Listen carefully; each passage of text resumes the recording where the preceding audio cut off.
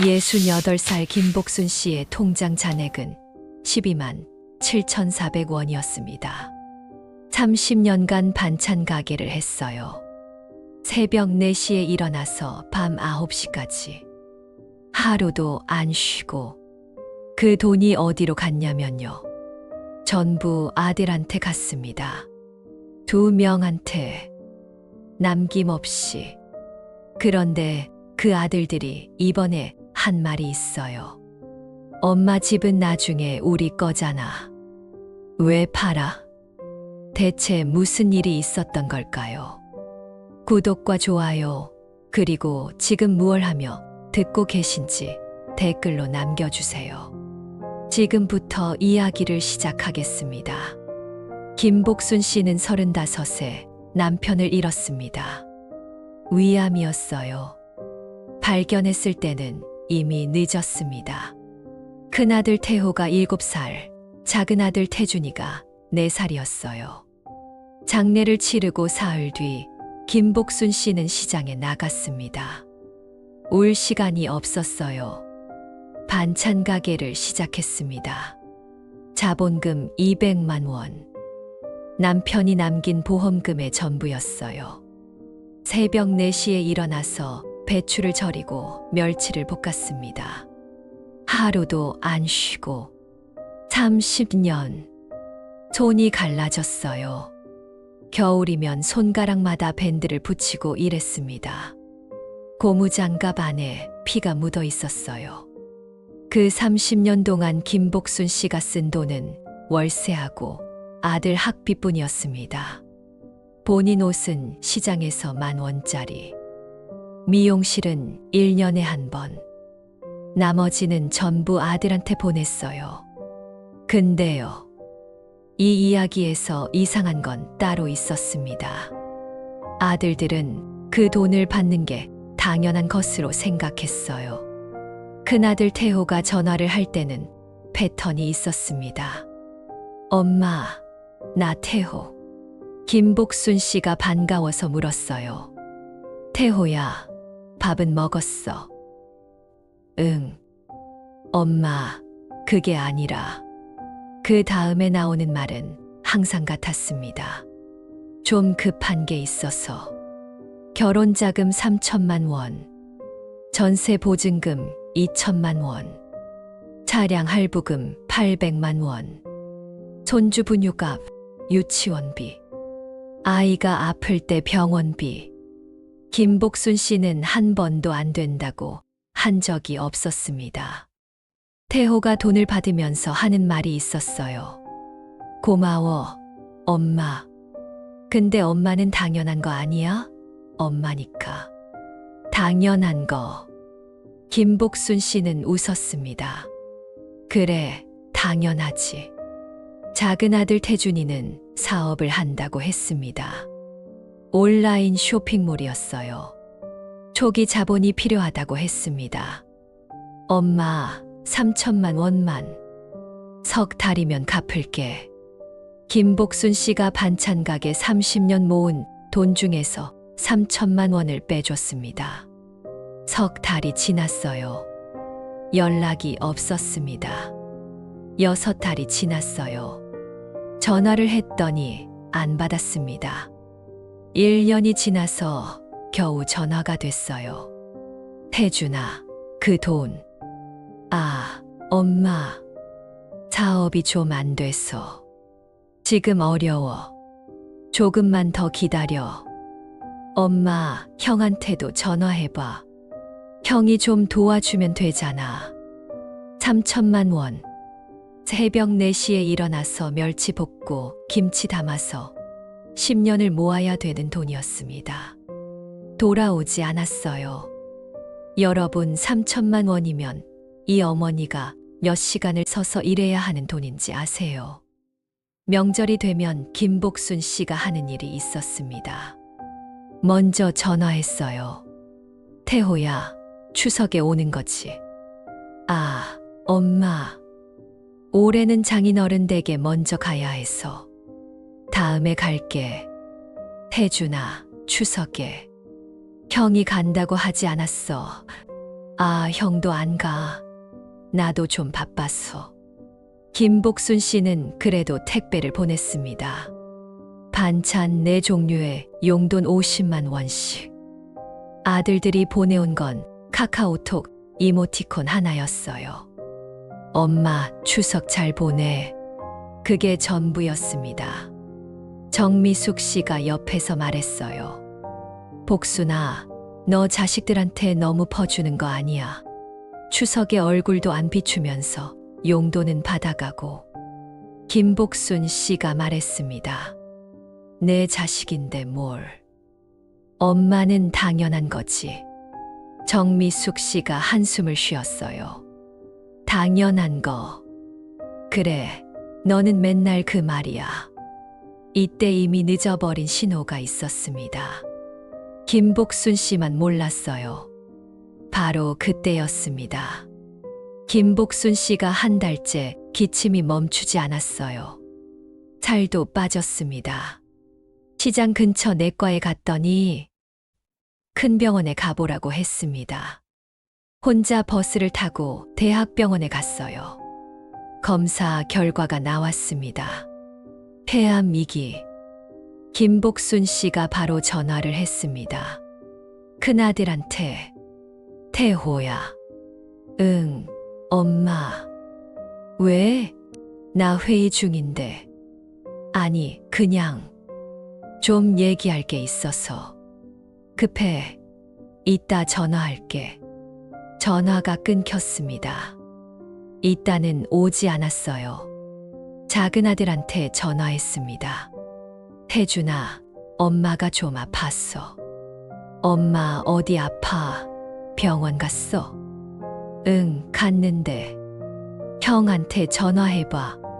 형이 서울이니까 가깝잖아.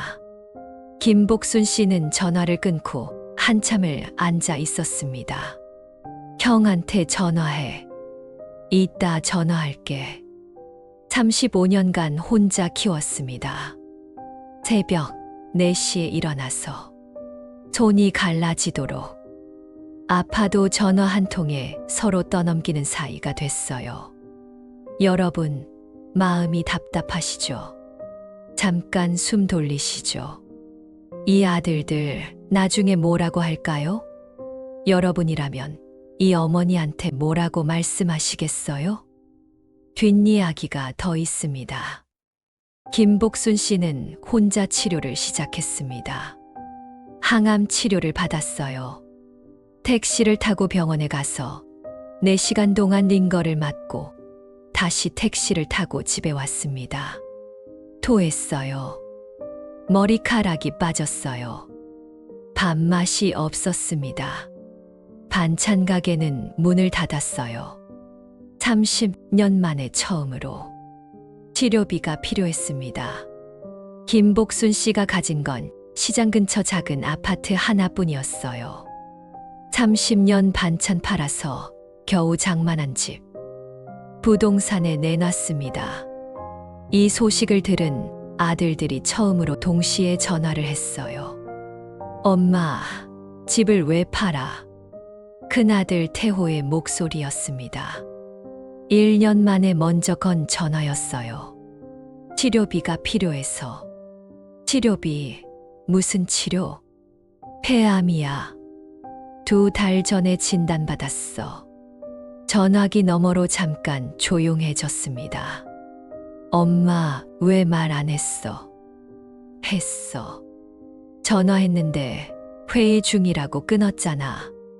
태호가 말이 없었어요. 잠깐이었습니다. 그리고 한 말이. 근데 엄마, 그 집은 팔면 안 되지. 그 집은 나중에 우리 거잖아. 김복순 씨의 손이 멈췄습니다. 뭐라고? 아니, 내 말은 치료비는 다른 방법으로 구하면 되잖아. 보험도 있을 거고. 집을 팔면. 김복순 씨가 전화를 끊었습니다. 30년 만에 처음으로 아들 전화를 먼저 끊었어요. 작은 아들 태준이한테서도 전화가 왔습니다. 엄마, 형한테 들었어. 집 파는 거 진짜야? 응. 엄마, 그 집은 엄마 혼자 사는데 너무 크잖아. 나중에 우리가 정리하려고 했는데. 정리? 아니, 그러니까. 갑자기 팔면 곤란하잖아. 갑자기 팔면 곤란하다. 엄마가 암에 걸린 건 2달 전이었어요. 전화를 했는데 형한테 전화해라고 했습니다. 집을 판다고 하니까 같은 날 2명이 전화를 했어요. 2달 동안 안 된 게 집 얘기 한마디에 됐습니다. 김복순 씨는 그날 밤 잠이 오지 않았어요. 천장을 보면서 생각했습니다. 35년. 태호 결혼자금 3천만 원. 전세금 2천만 원. 차 800만 원. 태준이 사업자금 3천만 원. 명절마다 용돈, 손주 학비, 병원비 다 합치면 얼마일까? 통장을 꺼냈습니다. 김복순 씨는 밤새 통장을 넘겼습니다. 첫째 통장. 태호한테 보낸 돈. 페이지마다 김태호 이름이 반복됐어요. 둘째 통장. 태준이한테 보낸 돈. 셋째 통장. 본인 생활비. 다음 날 아침 김복순 씨는 노트에 숫자를 적었습니다. 태호 총 7,800만 원. 태준 총 4,200만 원. 합계 1억 2천만 원. 1억 2천만 원. 새벽 4시에 일어나서 배추 절이고 멸치 볶아서 손이 갈라지고 허리가 휘도록 일해서 번 돈. 30년치. 그 돈이 아들 2명한테 갔습니다.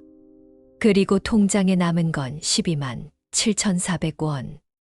김복순 씨는 노트를 덮었습니다. 그리고 결정했어요. 집을 팔았습니다. 2억 8천만 원. 치료비와 생활비로 4천만 원을 떼어놓고 나머지 2억 4천만 원.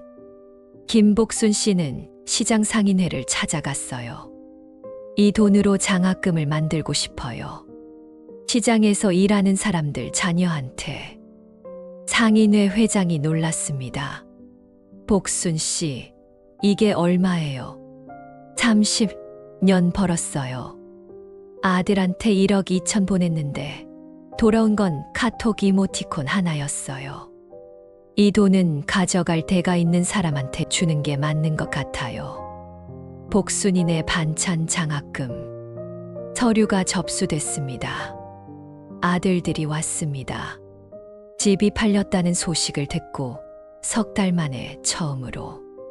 태호가 먼저 말했어요. 엄마, 집 판 돈 어디 있어? 김복순 씨가 테이블 위에 통장 3권을 내려놓았습니다. 이거 봐. 태호가 통장을 열었어요.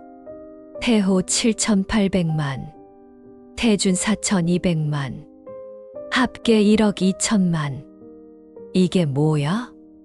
30년 동안 너희한테 보낸 돈이야. 태준이가 통장을 빼앗아 봤습니다. 김복순 씨가 말했어요. 아주 조용하게. 결혼자금, 전세금, 차 사업자금, 용돈, 병원비. 다 합치면 1억 2천만이야. 나한테 남은 건 12만 7,400원이었어. 태호가 입을 열었습니다. 엄마, 그건 그때 사정이 있어서. 김복순 씨가 말을 잘랐어요. 태호야, 엄마가 폐암이라고 전화했을 때 뭐라고 했어? 회의 중이라 이따 전화할게. 이따는 안 왔어. 태호가 고개를 숙였습니다. 태준아, 너는 형한테 전화해. 그게 내 대답이었어. 김복순 씨가 장학금 서류를 꺼냈습니다. 집 판 돈 2억 4천만 원. 시장 상인회에 장학금으로 냈어. 태호가 벌떡 일어났습니다. 뭐, 엄마, 그건 우리. 너 이거. 김복순 씨가 처음으로 목소리를 높였습니다. 30년 동안 새벽 4시에 일어나서 번 돈이 너 이거야? 1억 2천만 원 보내는 동안 고맙다는 말 한 번이라도 들었으면 안 냈어. 추석에 얼굴 한 번이라도 봤으면 안 냈어.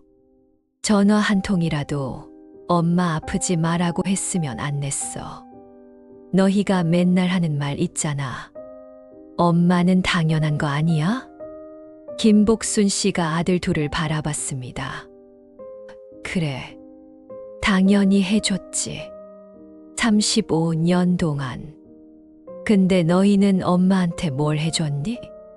태준이가 바닥에 주저앉았습니다. 태호는 서 있었는데 다리가 떨리고 있었어요. 김복순 씨가 자리에서 일어났습니다. 나 이제 정미숙이네 집에서 지내. 치료 끝나면 그때 연락할게. 엄마, 전화 안 받을 거야. 회의 중이라서.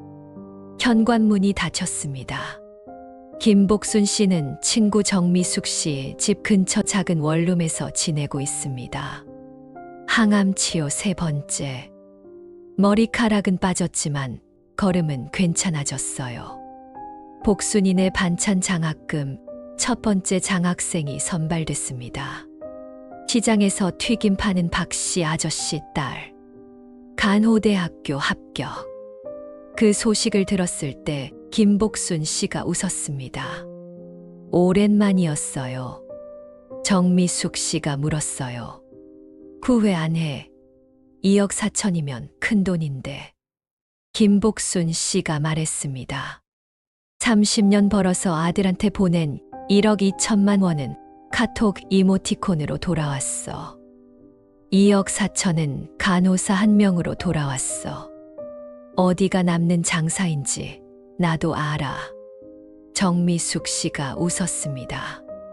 완벽한 화해는 아직 이루어지지 않았습니다. 아들들은 그 뒤로 3번 찾아왔어요. 김복순 씨는 만나지 않았습니다. 하지만 현관 앞에 과일 박스가 놓여 있었어요. 한 번은 태호가, 한 번은 태준이가. 메모는 없었습니다. 그래도 직접 들고 온 거였어요. 김복순 씨는 그 과일을 정미숙 씨랑 나눠 먹었습니다. 오기는 온다. 근데 아직은 안 열어줄 거야. 세상에 당연한 엄마는 없습니다. 새벽에 일어나는 것도, 손이 갈라지도록 일하는 것도, 가진 것을 전부 보내는 것도 당연한 게 아니었어요. 그걸 알았을 때는 이미 통장이 비어 있었습니다. 돌아오지 않는 건 돈이 아니에요. 말 한마디 안 한 시간이에요. 우리 곁에 있는 사람한테 오늘 전화 한 통 해보시면 좋겠습니다. 안부 한마디면 됩니다. 여러분의 하루도 따뜻하시길 바랍니다. 구독하시고 알림 설정까지 해두시면 새로운 이야기를 가장 먼저 만나보실 수 있습니다. 다음 이야기도 기대해 주세요.